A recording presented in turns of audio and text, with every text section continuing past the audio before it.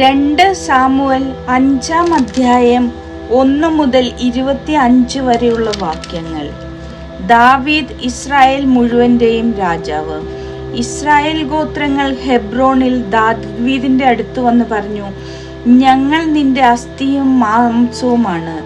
സാവൂൾ ഞങ്ങളുടെ രാജാവായിരുന്നപ്പോൾ പോലും നീ അത്രേ ഇസ്രായേലിനെ നയിച്ചത്. എന്റെ ജനമായ ഇസ്രായേലിന് നീ ഇടയനും അധിപനും ആയിരിക്കും എന്ന് കർത്താവ് അരുളി ചെയ്തിട്ടുണ്ടല്ലോ. ഇസ്രായേലിലെ ശ്രേഷ്ഠന്മാർ ഹെബ്രോണിൽ രാജാവിന്റെ അടുത്ത് വന്ന് ദാവീദ് രാജാവ് അവിടെ വെച്ച് കർത്താവിന്റെ സന്നിധിയിൽ അവരുമായി ഉടമ്പടി ചെയ്തു. ഇസ്രായേലിന്റെ രാജാവായി ദാവീദിനെ അവർ അഭിഷേകം ചെയ്തു. ഭരണമേൽക്കുമ്പോൾ ദാവീദിന് 30 വയസ്സായിരുന്നു. അവൻ 40 വർഷം ഭരിച്ചു. ഹെബ്രോണിൽ യൂദായെ 7 വർഷവും 6 മാസവും അവൻ ഭരിച്ചു. ജെറുസലേമിൽ ഇസ്രായേലിനെയും യൂദായെയും 33 വർഷവും. രാജാവും സൈന്യവും ജെറുസലേമിലേക്ക് ജബൂസ്യർക്കെതിരെ പുറപ്പെട്ടു.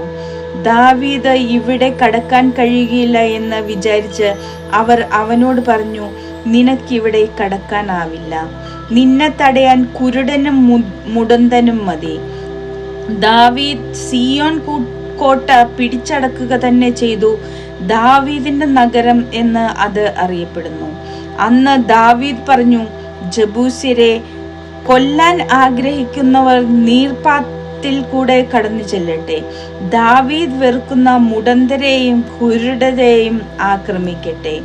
അങ്ങനെ കുരുടരും മുടന്തരും ആലയത്തിൽ പ്രവേശിക്കരുത് എന്ന ചൊല്ലുണ്ടായി.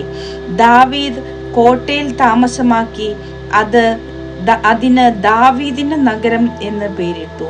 ദാവീദ് നഗരത്തെ മില്ലോ മുതൽ ഉള്ളിലേക്ക് ചുറ്റും പടുത്തുയർത്തി. ദാവീദ് മേൽക്കുമേൽ പ്രാബല്യം നേടി. സൈന്യങ്ങളുടെ ദൈവമായ കർത്താവ് അവനോടുകൂടെ ഉണ്ടായിരുന്നു. ടൈർ രാജാവായ ഹീരാം ദാവീദിന്റെ അടുക്കിലേക്ക് ദൂതന്മാരെ അയച്ച് മരപ്പണിക്കാരെയും കൽപ്പണിക്കാരെയും അവരോടൊപ്പം ദേവദാരുവും അവൻ അയച്ചു. അവർ ദാവീദിന് കൊട്ടാരം പണിതുകൊടുത്തു.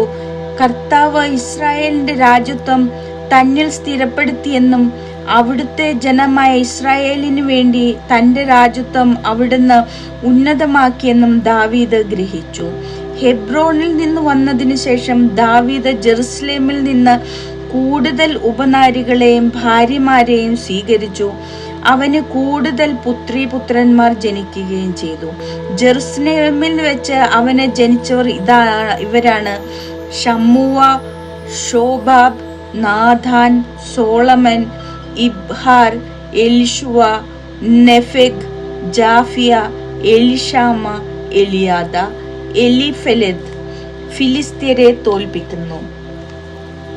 ഇസ്രായേലിന്റെ രാജാവായി ദാവീദ് അഭിഷേകം ചെയ്യപ്പെട്ടു എന്ന് കേട്ടപ്പോൾ ഫിലിസ്ത്യർ അവനെതിരെ പുറപ്പെട്ടു. അത് കേട്ട് ദാവീദ് കോട്ടയ്ക്കുള്ളിൽ അഭയം പ്രാപിച്ചു. ഫിലിസ്ത്യർ റഫൈം താഴ്വരയിൽ പാളയമടിച്ചു. ദാവീദ് കർത്താവിനോട് ആരാഞ്ഞു, ഫിലിസ്ത്യർക്കെതിരെ ഞാൻ പുറപ്പെടണമോ? അവരെ അങ്ങ് എന്റെ കയ്യിൽ ഏൽപ്പിച്ചു തരുമോ? പുറപ്പെടുക, ഫിലിസ്ത്യരെ തീർച്ചയായും ഞാൻ നിന്റെ കയ്യിൽ ഏൽപ്പിക്കും. കർത്താവ് ദാവീദിനോട് അരുളി ചെയ്തു. ദാവീദ് ബാൽപെരാസിമിൽ വെച്ച് അവരെ തോൽപ്പിച്ചു. വെള്ളച്ചാട്ടം പോലെ കർത്താവ് എന്റെ ശത്രുക്കളെ എന്റെ മുൻപിൽ ചിതറിച്ചു എന്ന് അവൻ പറഞ്ഞു. അതുകൊണ്ട് ആ സ്ഥലത്തിന് ബാൽപെരാസിം എന്നു പേരുണ്ടായി. ഫിലിസ്ത്യർ തങ്ങളുടെ വിഗ്രഹങ്ങൾ അവിടെ ഉപേക്ഷിച്ചു. ദാവീദും ആളുകളും അവ എടുത്തുകൊണ്ടുപോയി. ഫിലിസ്ത്യർ വീണ്ടും വന്ന് റഫൈം താഴ്വരയിൽ പാളയമടിച്ചു. ദാവീദ് കർത്താവിനോട് ആരാഞ്ഞപ്പോൾ അവിടുന്ന് അരുളി ചെയ്തു, നീ നേരെ ചെന്ന് ആക്രമിക്കരുത്. വളഞ്ഞു ചെന്ന് ബൾസ വൃക്ഷങ്ങൾക്കെതിരെ വെച്ച് പിന്നിൽ കൂടെ ആക്രമിക്കുക. ബൾസ വൃക്ഷങ്ങൾക്ക് മുകളിൽ അണിനീങ്ങുന്ന ശബ്ദം കേൾക്കുമ്പോൾ കടന്നാക്രമിക്കുക. ഫിലിസ്ത്യ സൈന്യത്തെ തകർത്ത് കളയാൻ കർത്താവ് കൽപ്പിച്ചതുപോലെ ദാവീദ് ചെയ്തു. ഗേബ മുതൽ ഗേസർ വരെ ഫിലിസ്ത്യരെ തുരത്തി.